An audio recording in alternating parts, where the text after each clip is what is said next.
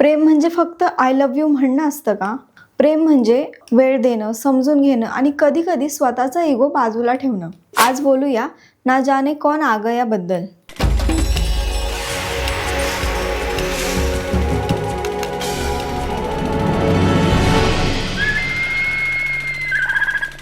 असा एक relationship drama जो विचारतो, आजच्या सोशल मीडियाच्या काळात प्रेम खरंच टिकतंय का?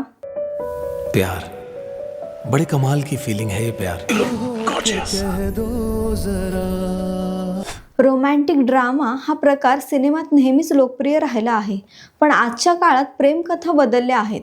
करिअरचा ताण, सोशल मीडिया, वैयक्तिक अपेक्षा या सगळ्यांच्या मध्ये नात्याचं समीकरण अधिक गुंतागुंतीचं झालं आहे.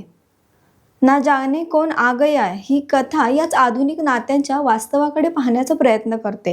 दिग्दर्शक विकास अरोरा यांनी आपल्या पहिल्या चित्रपटात एक शांत, भावनिक आणि थोडा चिंतनशील दृष्टिकोन ठेवण्याचा प्रयत्न केला आहे. कथा सुरू होते एका प्रेमकथेतून. जतीन सरना आणि मधुरिमा रॉय यांच्या पात्राचं नातं सुरुवातीला स्थिर आणि प्रेमळ वाटतं. पण त्यांच्या आयुष्यात अचानक येतो एक तिसरा व्यक्ती, प्रणय पाचुरी यांचं पात्र. या नवीन व्यक्तीच्या आगमनामुळे त्यांच्या नात्यात शंका, असुरक्षितता आणि भावनिक अंतर निर्माण होऊ लागतं. कथा मग हळूहळू एक भावनिक त्रिकोणात बदलते, जिथे प्रश्न फक्त कोण कोणावर प्रेम करतो हा नसून प्रेम म्हणजे नक्की काय हा असतो. They get married. इश्क है ये हम जानते हैं. एक मोमेंट तो प्राइवेट रहने दो. कच्चा कच्चा खा जाऊंगी तुम्हें. और फिर शुरू होती है प्यार में गुणा भाग. तुम सोए थे टीना के साथ? 2 साल से जानते थे मैं और टीना एक दूसरे को. कैफे आया करती थी. मैं वीर चौहान. जिंदगी में थोड़ी मिठास तो चाहिए होती है ना. आज बहुत दिनों बाद ऐसा लग रहा है कि मैं जिंदा हूँ. आजच्या काळात रिलेशनशिप ड्रामा प्रेक्षकांना खूप रिलेटेबल वाटतात. कारण ते फक्त प्रेम दाखवत नाहीत, ते नात्यांमधील ताण, गैरसमज आणि भावनिक अंतरही दाखवतात. ना जाने कौन आ गया सुद्धा याच दिशेने जाण्याचा प्रयत्न करतो. चित्रपट आधुनिक नात्यांमध्ये वास्तव्य दाखवतो. चित्रपटाचं लेखन साधं पण विचारपूर्ण आहे. कथा मोठ्या ट्विस्टवर अवलंबून राहत नाही, त्याऐवजी ती हळूहळू पात्रांच्या भावनांमधून पुढे सरकते. संवाद भावनिक आहेत पण जास्त मेलोड्रामॅटिक होत नाहीत. ते अनेकदा त्या शांत संघर्षांना आवाज देतात जे नात्यामध्ये आतून चालू असतात. तर दिग्दर्शक विकास अरोरा यांचं दिग्दर्शन शांत आणि संयमी आहे. कथा घाईघाईने सांगण्याऐवजी ती हळूहळू उलगडते, अगदी एखाद्या नात्याप्रमाणे.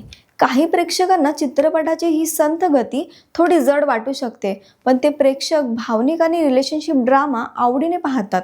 त्यांना हा टोन योग्य वाटू शकतो. जतीन सरना यांनी या चित्रपटात एक वेगळा पैलू दाखवला आहे. त्यांच्या पात्रात प्रेम, वेदना आणि असुरक्षितता यांचा एक गुंतागुंतीचा संगम आहे. प्रणय पाचुरी आधुनिक, आत्मविश्वासू प्रेमीच्या भूमिकेत नैसर्गिक वाटतात. तर मधुरिमा रॉय एका अशा स्त्रीची भूमिका साकारतात जी प्रेम, स्वातंत्र्य आणि स्वतःची ओळख यांच्यामध्ये अडकलेली आहे. चित्रपटाचं मोठं आकर्षण म्हणजे त्याची लोकेशन्स. उत्तराखंडमधील बर्फाच्छादित पर्वत, शांत तलाव आणि धुक्याने भरलेले रस्ते चित्रपटाला एक काव्यात्मक व्हिज्युअल टोन देतात. संगीतही चित्रपटाचा महत्त्वाचा भाग आहे. विशेषतः शीर्षक गीत रेखा भारद्वाज यांच्या आवाजात एक वेगळी भावनिक खोली आणतं. चित्रपटाचा मुख्य प्रश्न खूप साधा आहे. आजच्या काळात प्रेम म्हणजे नेमकं काय? फक्त एक रिलेशनशिप स्टेटस की एकमेकांना समजून घेण्याची तयारी?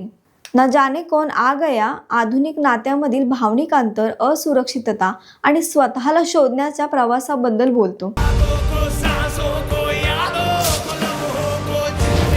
एक इंसान है जो पूरा है और दूसरा जो खुद को ढूंढने की कोशिश कर रहा है. मेरी बात का सीधा सीधा जवाब दो. पर्सनल सवाल पूछ रहे हो कौशिक.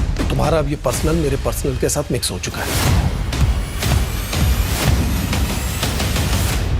जिस सवाल का जवाब तुम ढूंढ रहे हो ना कौशल, उसके लिए तुम्हें अपने अंदर झांकना पड़ेगा। अनजाने चौखट पे चैन आ गया, ना जाने कौन आ गया।